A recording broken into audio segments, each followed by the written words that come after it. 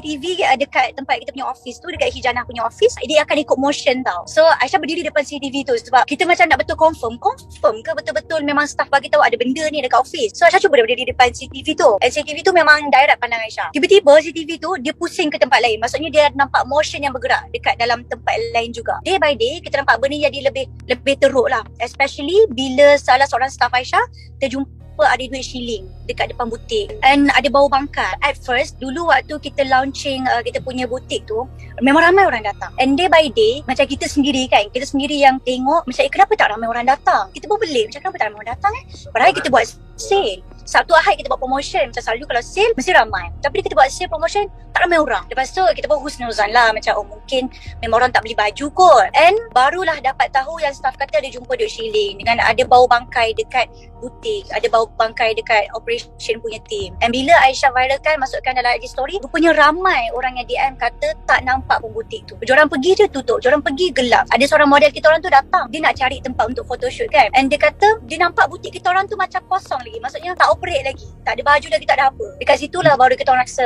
mesti ada something. Okay, so maksudnya benda tu berlaku ada ke mungkin dia target dia siapa? Ada ke target kepada staff ke, kepada Aisyah sendiri ataupun kepada kedai tu ke, atau macam mana? Target lah kepada kedai. Bagi Aisyah tak ada kaitan dengan staff. Sebab apa yang dia hantar tu memang banyak kepada company. Contohnya duit shilling, lepas tu gangguan dekat setiap tingkat. Maksudnya khianat orang lah ni, maksudnya kepada company. Betul. Apa antara gangguan-gangguan yang gangguan-gangguan mistik, malu halus yang terjadilah dekat office? Salah satunya Aisyah sendiri memang nampak ada lembaga hitam. Dia tak ada bentuk lah, dia macam lembaga yang besar berjalan ke arah toilet. Dan staff Aisyah sendiri memang baru je tadi, kita ingatkan semalam dah hardcore, rupanya hari ni pun hardcore lagi. Baru je tadi diorang WhatsApp Aisyah yang cawan terbang tu lepas tu jatuh. And Aisyah sendiri kat dalam bilik, kalau kita duduk atas kerusi kan, kadang-kadang kita main kaki tau. Kadang tu kita dengar kaki kita bergesel dengan kapet. So kadang bila Aisyah duduk seorang, Aisyah akan dengar bunyi kaki bergesel dan tapak kaki orang yang berjalan. Ada satu kes Aisyah punya HR juga, ada orang call. Mula-mula dia main ketuk pintu, lepas tu kita pun buatlah tak layan kan. Ingatkan tak layan, dia diam. Rupanya dia call angkat, tak ada orang. Lepas tu bunyi dia gelap macam ni tau,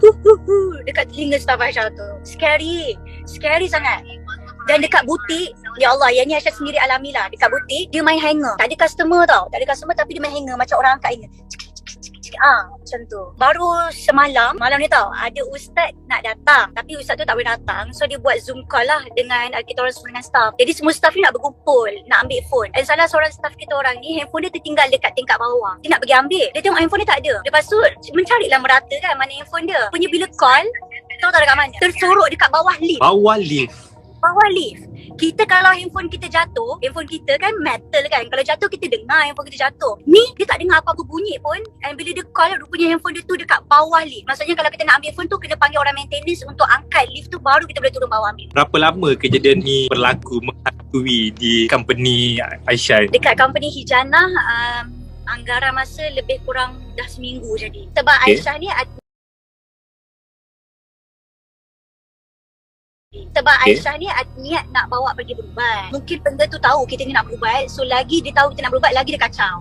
Mungkin macam tu lah. Aisyah pun positif dan husnuzon, tapi nampaklah macam ada seseorang yang cuba untuk menjatuhkan perniagaan, bisnes. So mungkin apa pandangan Aisyah sendiri? Dulu kita ingat macam cerita orang lama je, 2022 takkan ada orang buat. Tapi rupanya memang ada. Dan bila kena batang hidung sendiri, memang baru kita rasa macam memang kena ada barrier dengan semua orang. Kita rasa macam trust issue tau dengan orang. Macam ni macam kita kawan dengan semua, tapi bila jadi benda dekat kita jadi takut nak berkawan. Berdengki tu semua memang ada. Orang yang tak tunjuk dia ada company pun mungkin dia kena juga. Even orang yang jual nasi lemak pun ada cerita dengan Aisyah, dia pun kena. Dan benda-benda macam ni sebenarnya kita tak boleh nak elak. Sebab perasaan manusia tu, kalau dia dengki dengan kita, dia akan buat apa saja untuk jatuhkan kita. So mungkin bila insiden ni berlaku dah selama seminggu, ada tak cuba menghubungi ustaz ke untuk panggil ke kedai? Kan? Untuk setakat ni, kita orang ada kontak beberapa orang.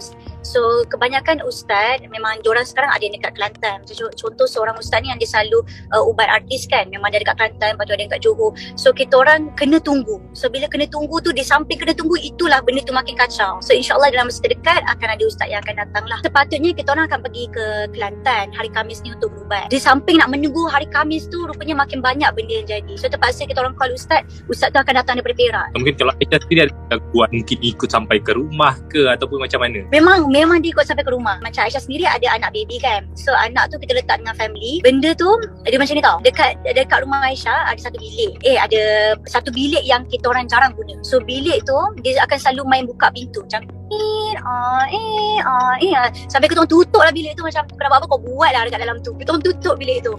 Even macam Mak Aisyah baru je datang tidur dekat rumah, tak tidur nyenyak pun lagi dah kena gigit sampai kaki berdarah. So lepas itu Mak Aisyah terus balik rumah family, tak tidur rumah Aisyah lah dan bawa baby. Sebab bahaya kan benda-benda macam ni, takut dia kena pada baby. So mungkin ini adakah pengalaman pertama ataupun sebelum ni ada pernah berhadapan dengan situasi-situasi macam ni Aisyah? Kalau untuk bisnes ini first time. Tapi kalau macam orang target kita personally, ini mungkin kali kedua lah. Sebab before this Aisyah pun pernah experience dengan sihir, and benda-benda yang jadi pun lebih kurang sama dengan apa yang jadi sekarang. Contohnya setiap pagi tu kalau boleh mesti nak gaduh dengan suami, mesti akan cari point. So benda tu sama dengan waktu Aisyah kena sihir dulu. Memang itulah dia, maksudnya setiap pagi mesti akan gaduh. Mungkin Aisyah ada tak musuh-musuh ke daripada zaman-zaman sekolah? Biasalah.